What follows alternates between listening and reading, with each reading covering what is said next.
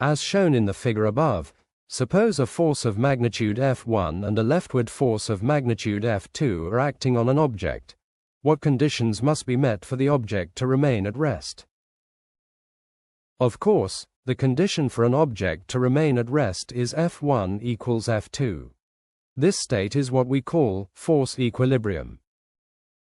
By the way, force isn't just about magnitude, it also has a direction, right? Physical quantities that have a direction are called vector quantities. We write vector quantities by placing an arrow above the letter representing the magnitude of the force, right? Let's denote the forces of magnitudes F1 and F2 as vectors and, respectively, including their directions. Since the two vectors and have the same magnitude but opposite directions, their vector sum is the zero vector. Suppose two balls, A and B, collide on a flat surface. What kinds of forces act on these balls at that moment?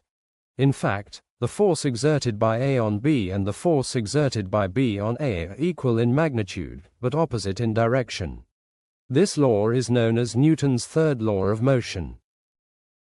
When considering the balance of forces or the equations of motion, which I'll cover in the next video, the most important step is to list all the forces acting on the object. There are only two types of forces acting on an object. Force acting on an object equals 1 gravity plus 2 contact force. Every object on Earth is constantly subjected to a downward force. This force is gravity. To give you a preview, using the equations of motion that will appear in the next video, the magnitude of gravity can be expressed as the product of mass and acceleration. Magnitude, mg. Direction, vertical, perpendicular to the ground, downward. As shown in the figure below, attach a string of negligible mass to an object and pull one end of the string by hand. Let's consider the contact force acting on the sphere. Since the sphere is in contact with the string, this is the force that keeps the string taut. This is called tension.